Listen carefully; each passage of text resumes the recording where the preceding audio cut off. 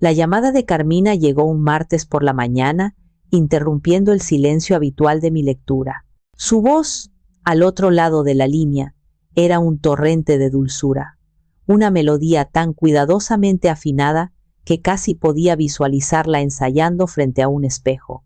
Era el tono que usaba de niña cuando quería un permiso especial y que ahora, de adulta, reservaba para las ocasiones en que su deseo requería de mi cooperación. Me anunció, con un entusiasmo que sonaba un poco forzado, que tenía un viaje sorpresa de relajación para mí, un regalo adelantado y muy especial por el Día de las Madres. Un par de días en un pintoresco pueblo mágico, solo ella y yo, para reconectar y consentirme como te mereces, mamita.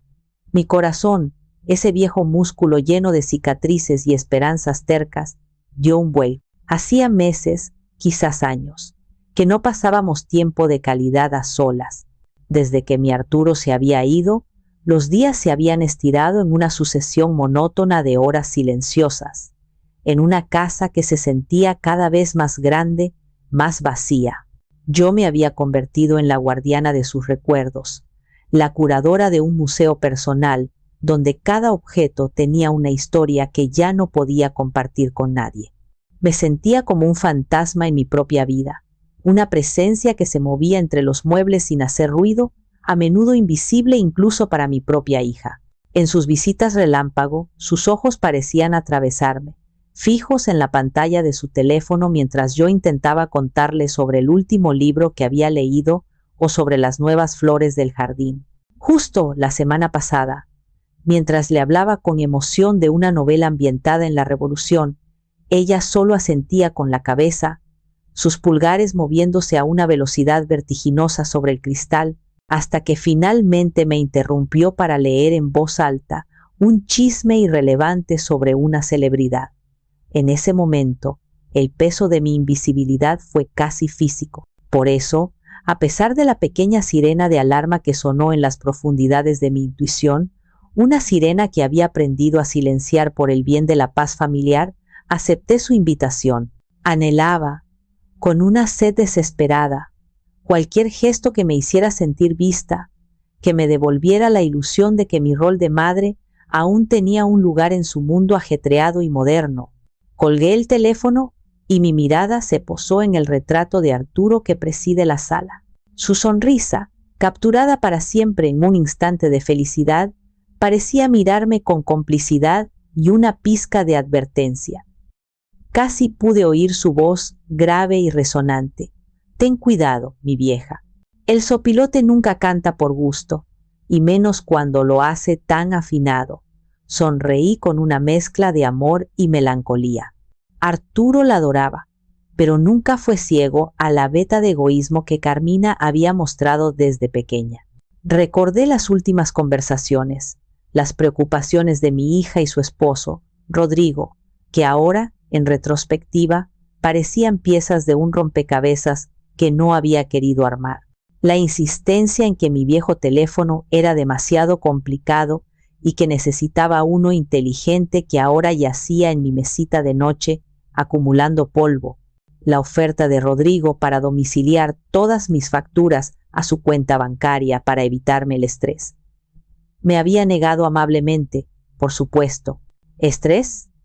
Yo, que había llevado la contabilidad de Transportes Montero en libros de contabilidad escritos a mano durante 20 años antes de que existieran las computadoras, pero sus miradas, una mezcla de lástima y condescendencia, como si estuvieran tratando con una reliquia frágil y confundida, me habían dejado un sabor amargo. Acepté el viaje, en el fondo, porque una parte de mí necesitaba desesperadamente demostrar que esa alarma interna estaba equivocada, que yo era solo una vieja cínica y desconfiada. Quería, con cada fibra de mi ser, que este regalo fuera genuino, un puente tendido sobre el abismo de silencio que se había abierto entre nosotras. Rodrigo llegó puntualmente a la mañana siguiente. Su sonrisa era tensa, un mero formalismo. Carmina, por otro lado, desbordaba una alegría casi febril. Me abrazó en la puerta, un gesto rápido y superficial que olía a un perfume floral caro y aprisa. «Lista para nuestra gran aventura, mamita», exclamó, su voz un poco más alta de lo normal. El viaje en auto fue una extraña sinfonía de silencios y monólogos. Rodrigo conducía con una concentración feroz, sus nudillos blancos apretando el volante, sus ojos fijos en la carretera como si temiera que el mundo se le viniera encima si se distraía. Carmina, sentada a mi lado en el asiento trasero, llenaba cada resquicio de silencio con una charla incesante sobre su trabajo, sus amigas, sus planes de remodelar su cocina. Yo asentía, emitía los sonidos apropiados de interés, pero mi mente se había desconectado. El paisaje monótono de la autopista, una cinta de asfalto gris flanqueada por campos secos, se convirtió en un proyector para mis propios recuerdos, un desfile de pequeñas heridas y desprecios que, hasta ese día, había archivado bajo la etiqueta de malentendidos. Se inauguró ante mí, con una claridad dolorosa, mi museo personal del dolor. La primera sala estaba dedicada a las joyas. El objeto central era un broche de perlas y filigrana de plata, una herencia de mi madre. Carmina me lo había suplicado para una boda. «Por favor, mamá, es el toque perfecto. Te juro que lo cuidaré como si fuera mi propia vida», había dicho con los ojos llenos de lágrimas de cocodrilo. Se lo presté.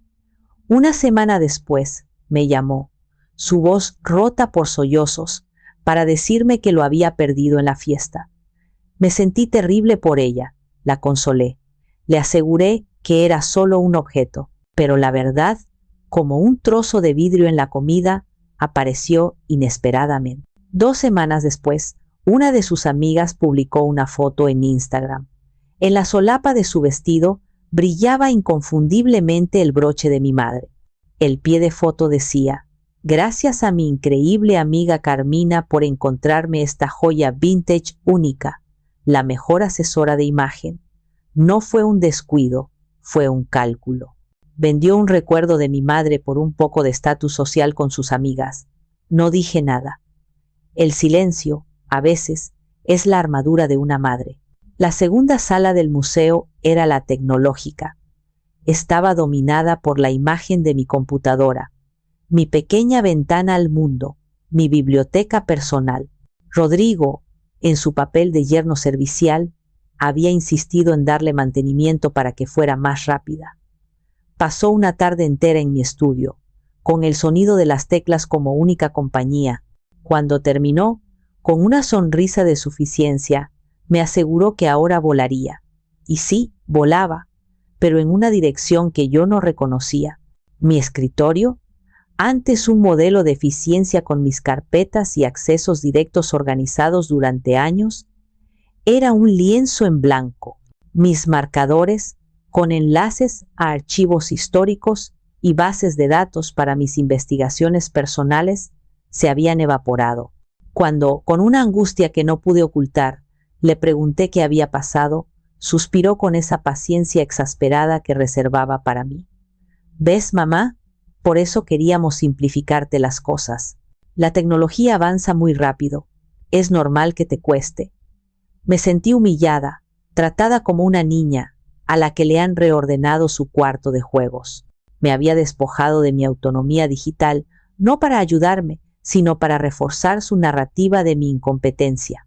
La pieza final y más grande del museo era la conversación sobre la casa que Arturo y yo habíamos levantado ladrillo a ladrillo, el único lugar en el mundo donde cada rincón me hablaba de él. Se sentaron frente a mí en la sala, con rostros solemnes, como médicos a punto de dar un mal diagnóstico. Fue Carmina quien habló primero. «Mamá, hemos estado pensando. Esta casa es demasiado grande para ti sola. Las escaleras son un peligro». «Rodrigo», añadió el golpe financiero, «el mantenimiento es carísimo. Si la vendieras, podrías comprar un departamento precioso en la ciudad, cerca de nosotros, y con el dinero sobrante vivirías como una reina sin ninguna preocupación». Sus palabras eran suaves, envueltas en el celofán de la preocupación filial, pero yo vi la verdad desnuda en el brillo de sus ojos. No era mi seguridad lo que les importaba, era mi capital. Querían liquidar mi vida, mi historia, para poder construir la suya sobre mis ruinas. Ese día, la grieta en mi corazón se hizo visible, y mientras el auto seguía devorando kilómetros, llevándome a un destino que ahora sabía falso, sentí que esa grieta se estaba abriendo, convirtiéndose en un abismo insondable. El letrero que anunciaba el pueblo mágico estaba oxidado y torcido. El pueblo en sí era poco más que una calle principal, flanqueada por edificios de una sola planta con fachadas desconchadas. El auto se detuvo frente a la estructura más imponente, una estación de tren de madera amarilla que parecía haber vivido días mucho mejores. El silencio era casi absoluto, roto solo por el silbido del viento que levantaba pequeños remolinos de polvo. ¿Es aquí?, pregunté, mi voz sonando extraña en la quietud. Sí, mamá. Una joya escondida, dijo Carmina con un entusiasmo que ya sonaba a hueco. Desde aquí sale un tren panorámico que recorre la barranca. Te va a encantar. Sacó un termo de su bolso de diseñador, un objeto incongruente en este escenario de abandono. Toma, te preparé un té de manzanilla para que te calmes los nervios del viaje. Espéranos aquí sentadita en esta banca mientras Rodrigo y yo vamos a la oficina a confirmar los boletos. No tardamos ni 5 minutos. Me entregó el termo, que se sentía tibio y pesado en mis manos. Me dio un beso en la mejilla, un roce frío y rápido, y luego se tomó del brazo de Rodrigo. Los vi alejarse por el andén, sus figuras volviéndose más pequeñas hasta que doblaron en la esquina del edificio y desaparecieron. Me senté en la banca de madera, sintiendo las astillas a través de mi vestido. El andén estaba desierto, no había otros pasajeros, ni personal de la estación, ni siquiera un perro callejero. Abrí el termo y olí. Manzanilla, sí, pero con un matiz dulzón y químico que no reconocí. Decidí no beberlo. El tiempo empezó a estirarse. 5 minutos se convirtieron en 10. Miré mi reloj. 15 minutos. Quizás la oficina estaba más lejos de lo que parecía. Quizás había una fila.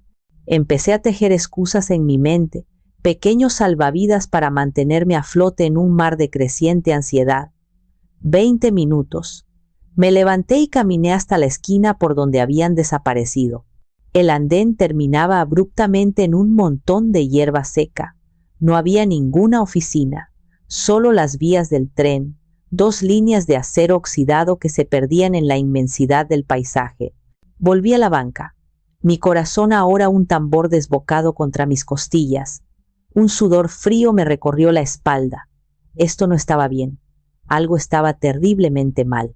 Saqué mi teléfono, el antiguo, el que me negaba a abandonar. Busqué el número de Carmina.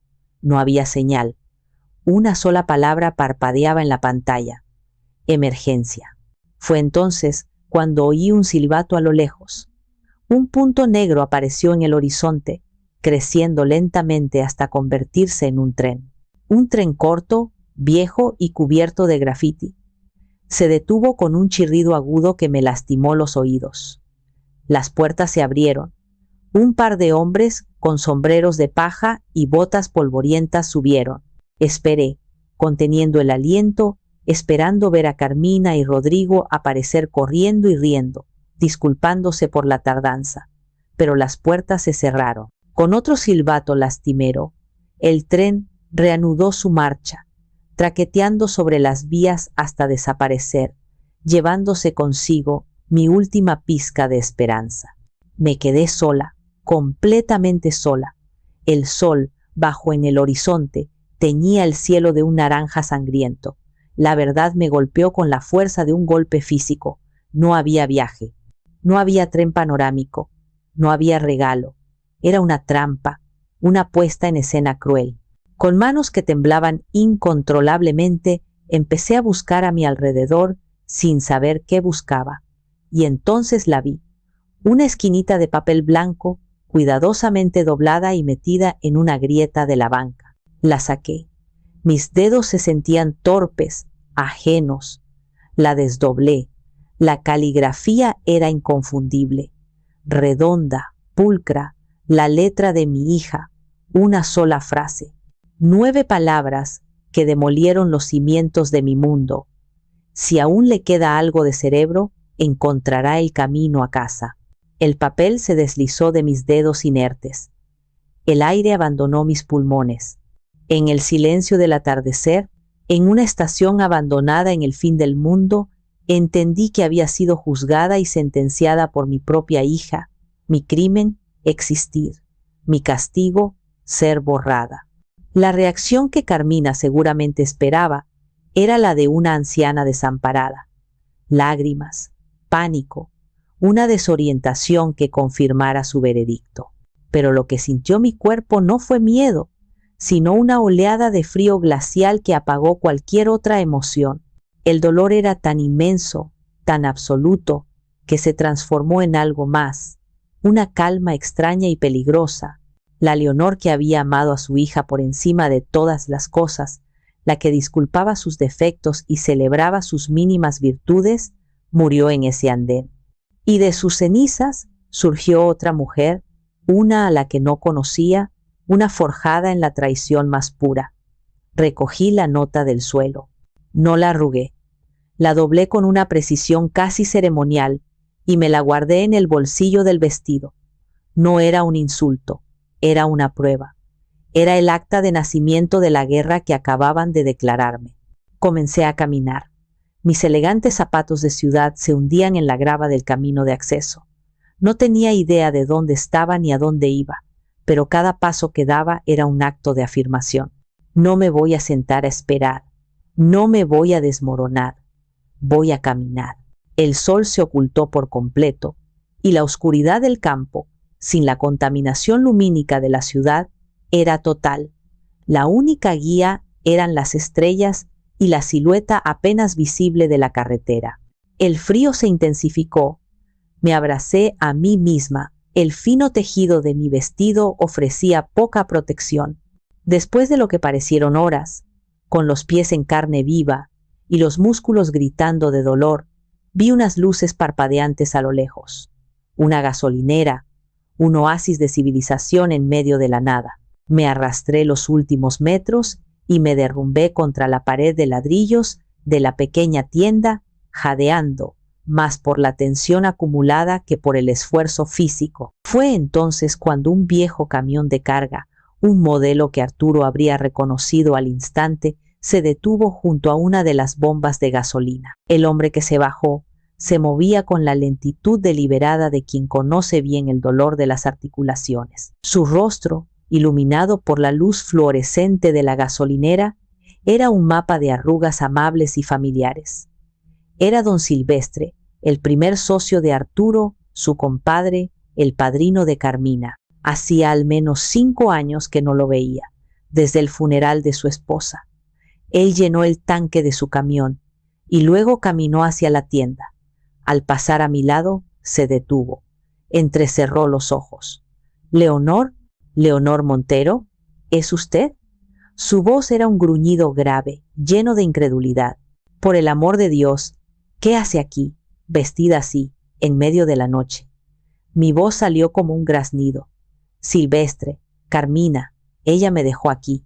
No necesité explicar más. Vi cómo la confusión en su rostro se transformaba en comprensión y luego en una furia oscura y contenida que me recordó a la de Arturo. No hizo preguntas estúpidas como «¿Estás segura?». No dudó de mi palabra ni por un instante. Esos canallas siseó, la palabra cargada de desprecio. «Sube al camión, Leonor, ahora mismo. Te sacaré de este maldito lugar».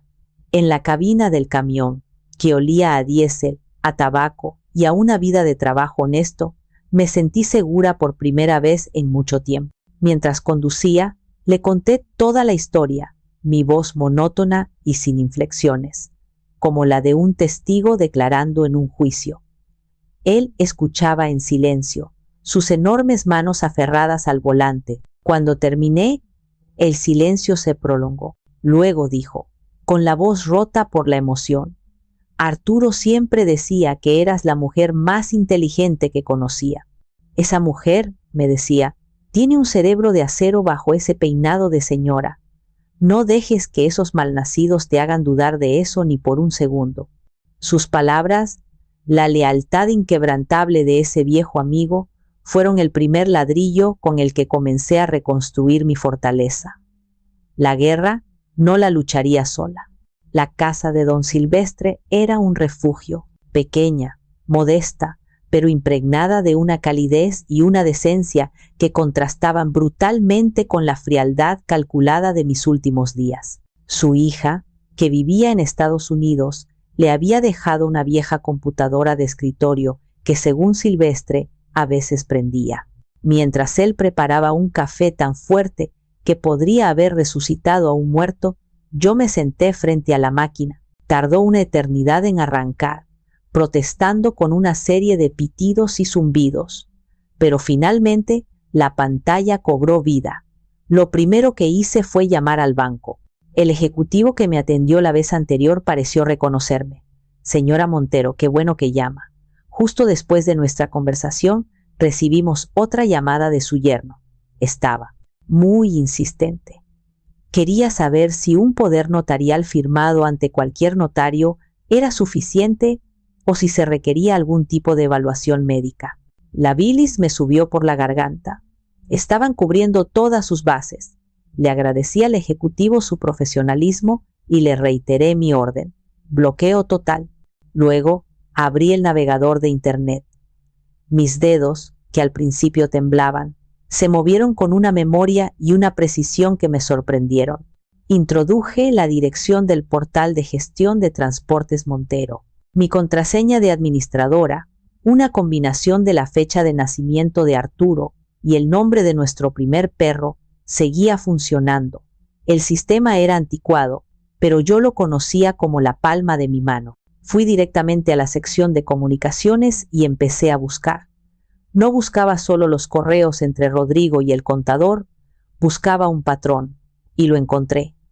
Empezó sutilmente, hace unos 6 meses.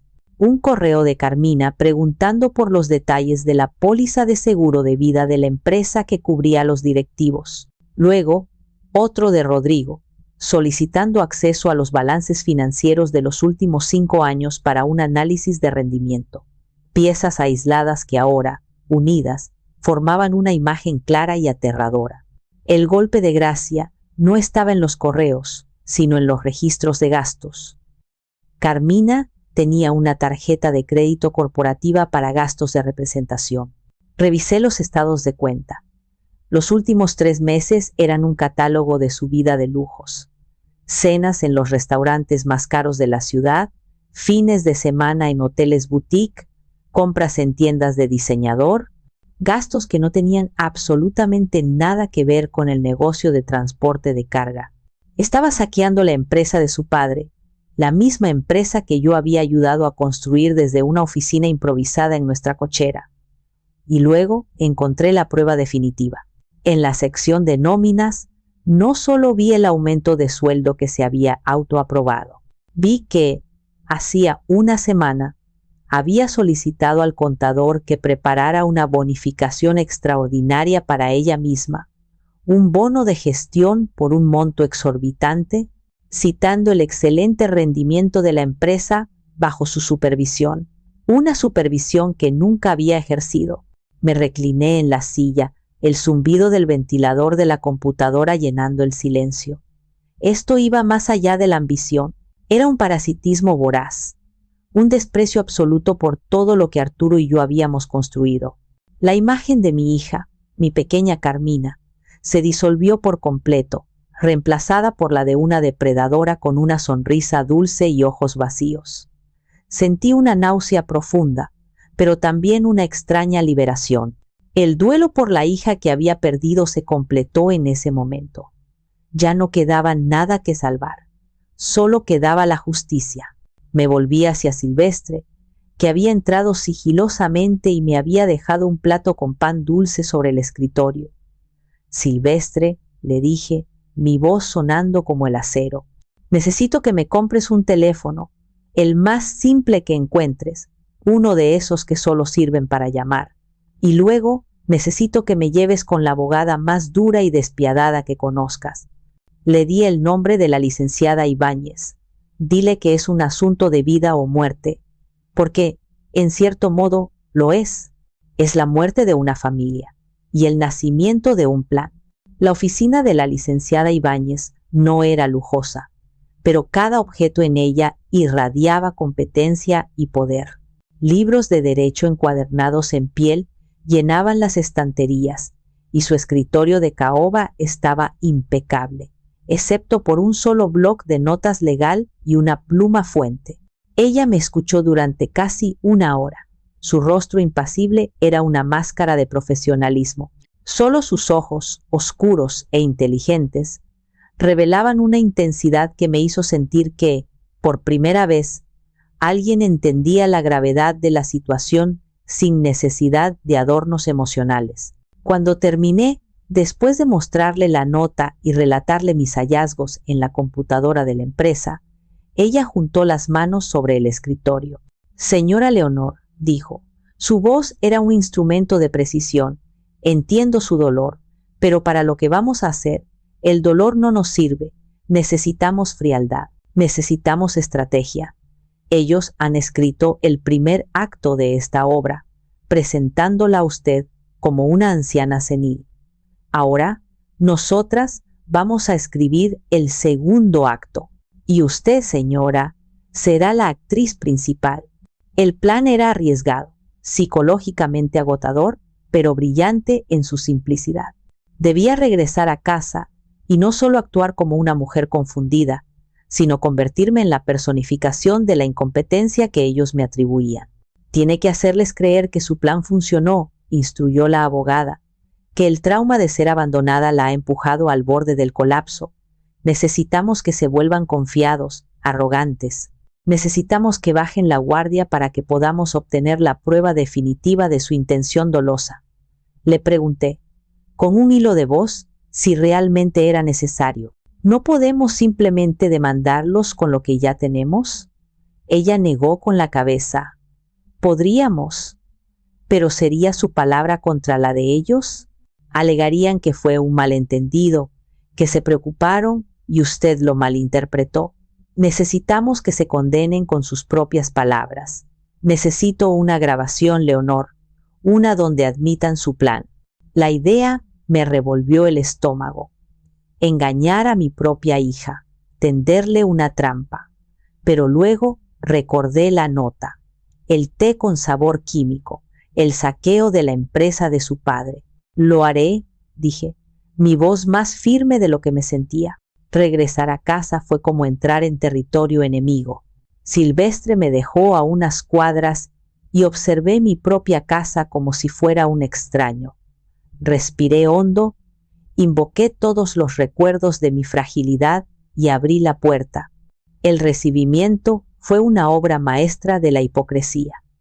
Carmina corrió hacia mí, sus ojos abiertos de par en par con una falsa angustia. Mamá, oh Dios mío, mamá, estás aquí. ¿Dónde estabas? Estábamos a punto de llamar a la policía. Se aferró a mí y pude sentir la rigidez de su cuerpo bajo el abrazo. Rodrigo apareció detrás de ella, con una expresión de profundo alivio. Me dejé guiar hasta el sofá, permitiendo que mis piernas flaquearan, que mi cuerpo se encorvara. Me cubrieron con una manta, me acercaron un vaso de agua. ¿Qué pasó, mamá? ¿Recuerdas algo?, preguntó Carmina, su voz un susurro suave y persuasivo. Miré a mi alrededor, con los ojos deliberadamente desenfocados. No sé, balbuceé, la mentira sabiendo a ceniza en mi boca. Recuerdo la estación. Y luego, un hombre, un camión, me trajo. Vi cómo intercambiaban una mirada por encima de mi cabeza, una mirada de triunfo absoluto. Habían mordido el anzuelo. La función acababa de comenzar y yo, para mi propia sorpresa, estaba lista para ofrecer la actuación de mi vida. La semana siguiente se sintió como vivir en una obra de teatro absurdo donde yo era la protagonista, la guionista y la única espectadora consciente del verdadero argumento. Me sumergí en mi papel con una dedicación que habría enorgullecido a cualquier actor de método.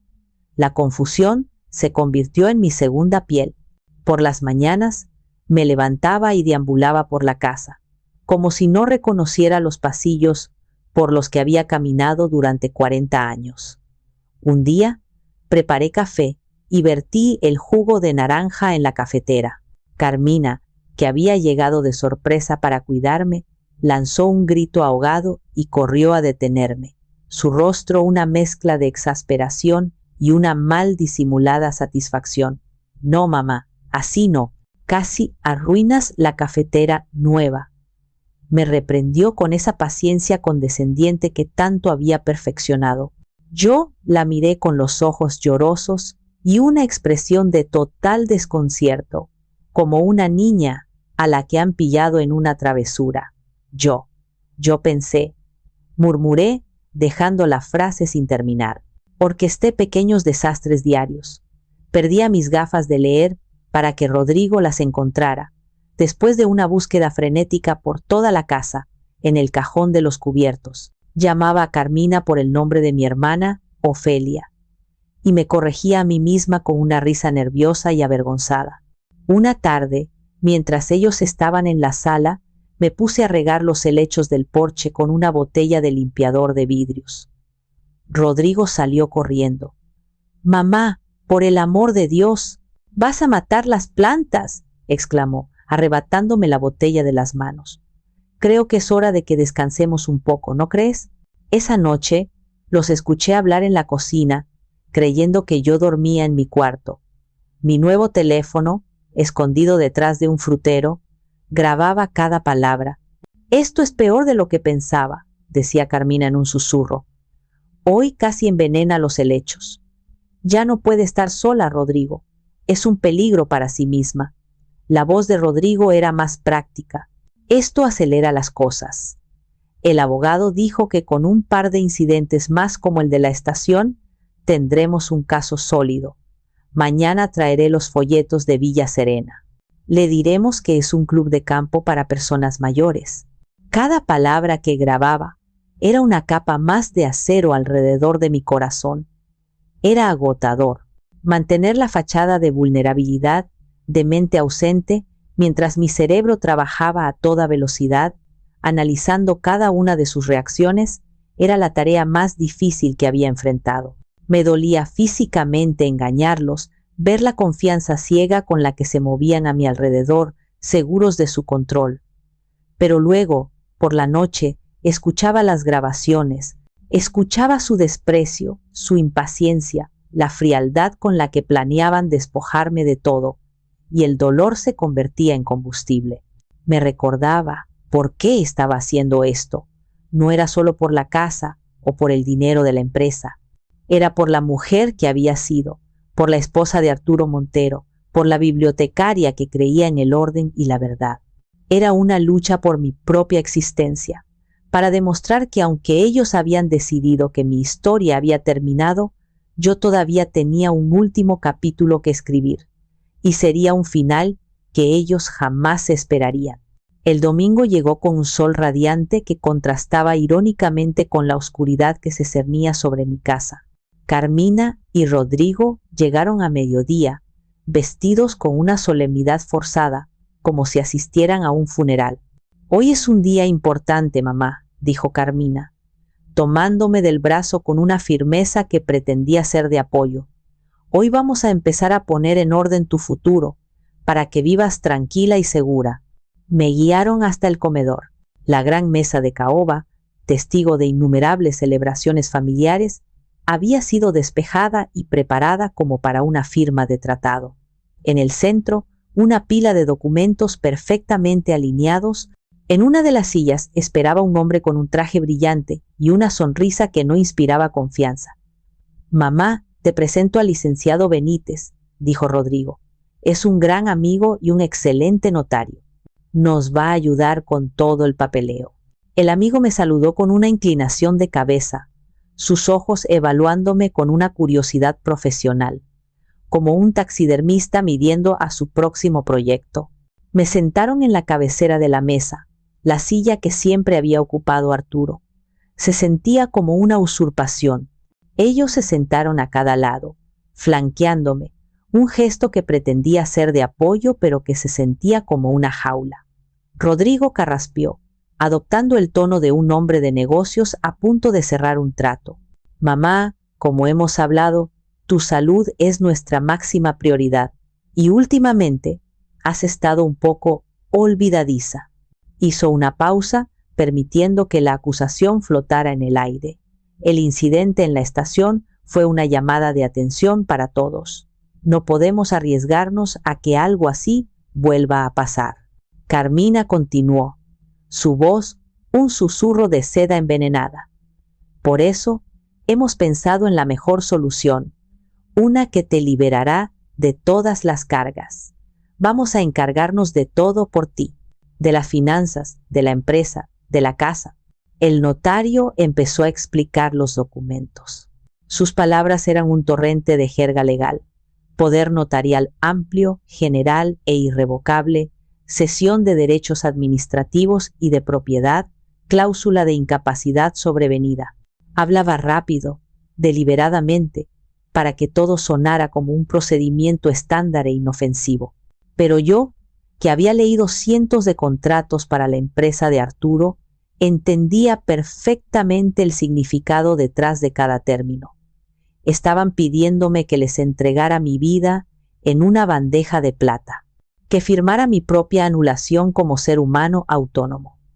Mientras el notario hablaba, mi mano derecha descansaba en mi regazo, dentro del bolsillo de mi vestido. Mis dedos rozaban el contorno frío y liso de mi nuevo teléfono, que estaba grabando cada sílaba, cada matiz de falsa preocupación. Finalmente, el discurso terminó.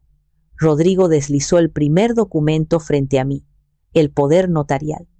Carmina me puso un bolígrafo en la mano, sus dedos fríos apretando los míos.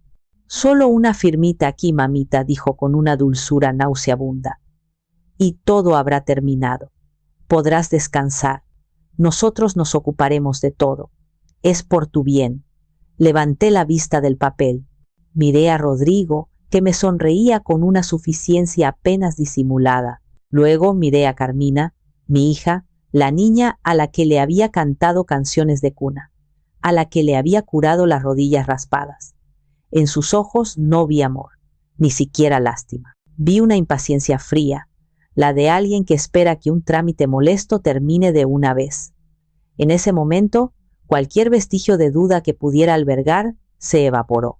Lentamente, deliberadamente, retiré mi mano de la suya y dejé el bolígrafo sobre la mesa, junto a los papeles que sellaban mi condena, y esperé. El sonido del bolígrafo al golpear la madera pulida de la mesa fue discreto, pero resonó en el silencio cargado de la habitación como un disparo. Carmina y Rodrigo intercambiaron una mirada rápida, una mezcla de confusión e impaciencia.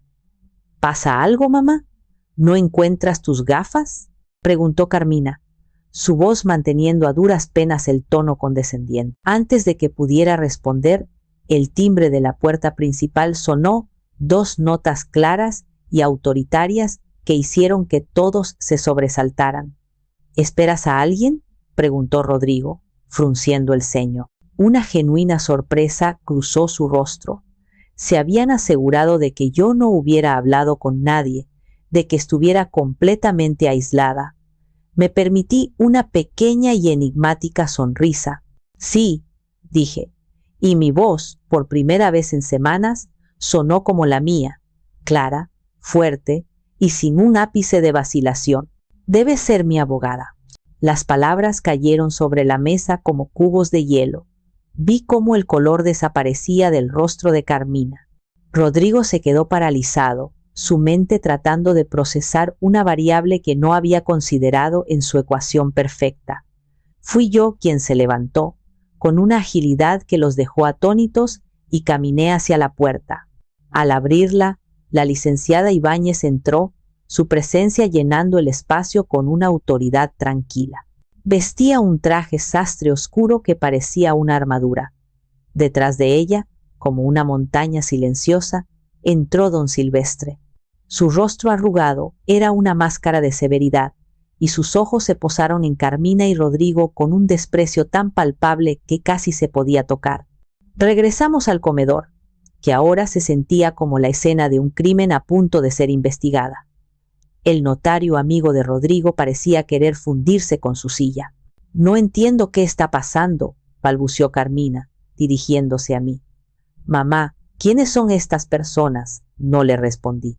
En lugar de eso, saqué mi teléfono del bolsillo, lo coloqué en el centro de la mesa y pulsé la pantalla. La voz grabada de Carmina, fría y calculadora, llenó la habitación. «Ningún juez dudará en darnos la tutela». El rostro de mi hija se descompuso en una máscara de horror y negación. La grabación continuó, implacable, exponiendo su plan, su desprecio, su codicia, cuando la voz de Rodrigo se unió, detallando cómo manejarían la venta de la casa. Él cerró los ojos, como un hombre que espera el impacto de un choque inevitable. Cuando la grabación terminó, el silencio que quedó era pesado, sofocante. Fue la licenciada Ibáñez quien lo rompió. Dio un paso adelante y colocó su propio portafolio de cuero sobre la mesa, cubriendo los documentos de ellos.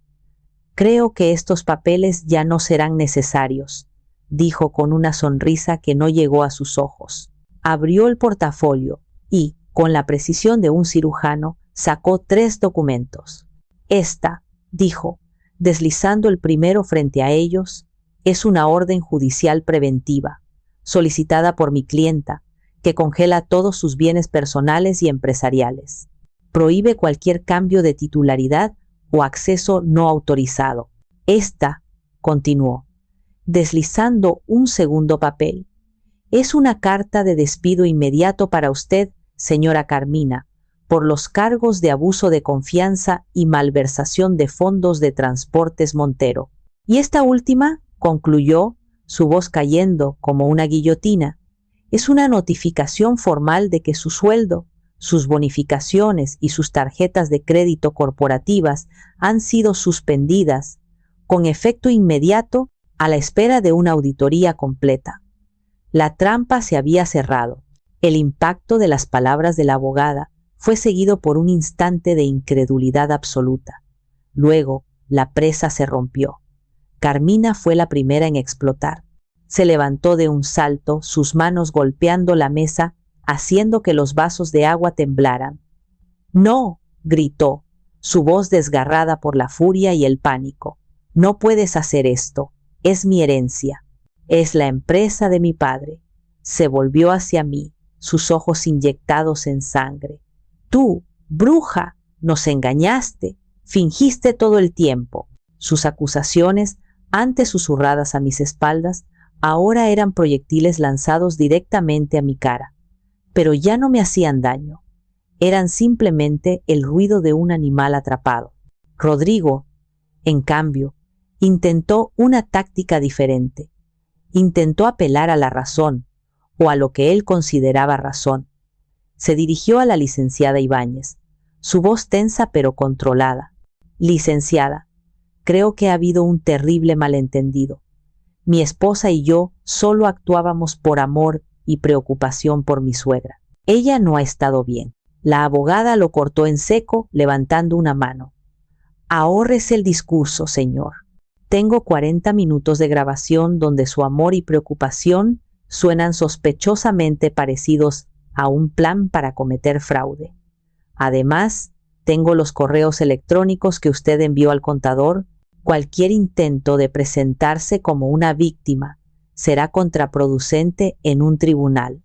La mención del tribunal hizo que Rodrigo palideciera. Su fachada de control se desmoronó, revelando al hombre desesperado que había debajo. El notario, viendo que el barco se hundía, recogió sus cosas con una velocidad sorprendente y se escabulló de la casa murmurando algo sobre una cita urgente. Nos quedamos los 5 en la habitación, el aire cargado de veneno. La ira de Carmina se agotó, dando paso a la siguiente etapa: las lágrimas de manipulación. Se dejó caer de rodillas a mi lado, aferrándose a mi vestido. «Mamá, por favor, Perdóname. No sabía lo que hacía. Estaba asustada. Rodrigo me convenció. Era una actuación patética y desesperada.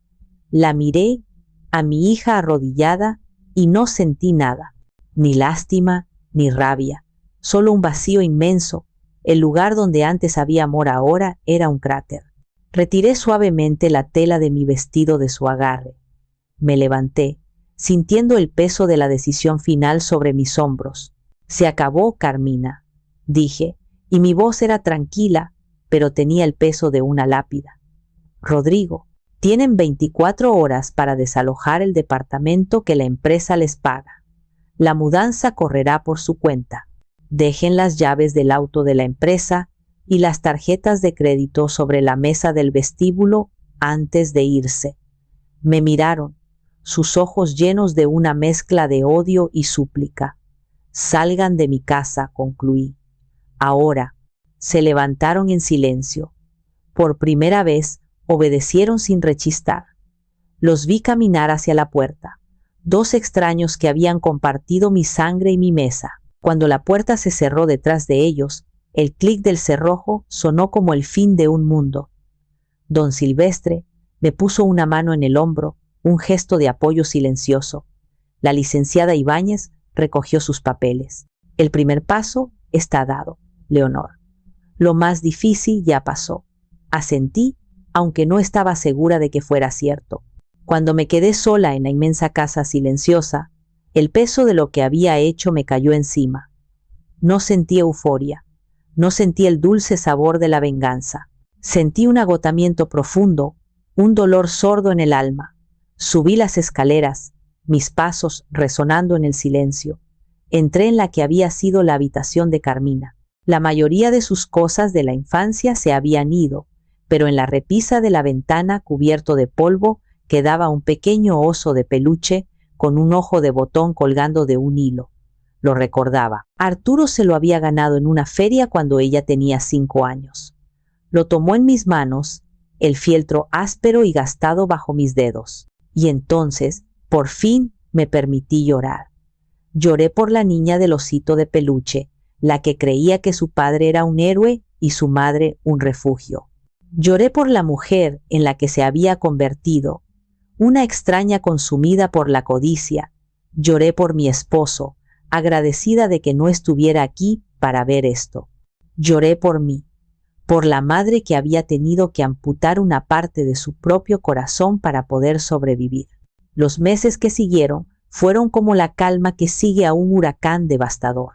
La casa, antes un campo de batalla psicológico, se convirtió en un santuario de silencio. No hubo llamadas, ni mensajes, ni intentos de contacto. Carmina y Rodrigo se borraron de mi vida con la misma eficacia con la que habían intentado borrarme a mí. La auditoría de Transportes Montero reveló un desfalco mayor de lo que había imaginado. La licenciada Ibáñez me presentó las opciones legales, que incluían presentar cargos criminales. Pero yo me negué. No quería venganza.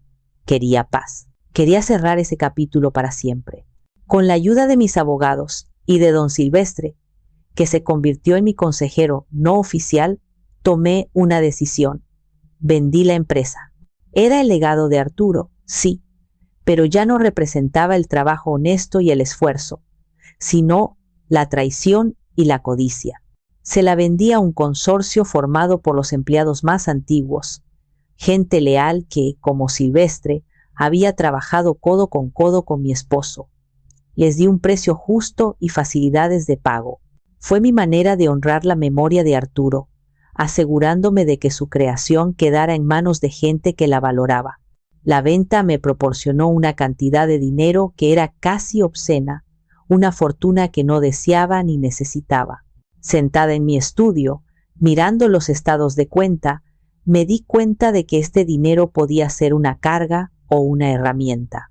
Podía dejar que se quedara en el banco, acumulando intereses y polvo, o podía transformarlo en algo significativo.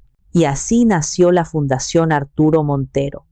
Con la ayuda de la licenciada Ibáñez, creamos una pequeña organización sin fines de lucro dedicada a una sola cosa: ofrecer asesoría legal gratuita y apoyo psicológico a personas de la tercera edad que se encontraban en situaciones de abuso financiero o emocional por parte de sus propias familias. Fue mi forma de tomar el dolor más grande de mi vida y convertirlo en un escudo para otros. Cada caso que ayudábamos, cada anciano que recuperaba su dignidad, era una pequeña victoria contra la oscuridad que había intentado consumirme.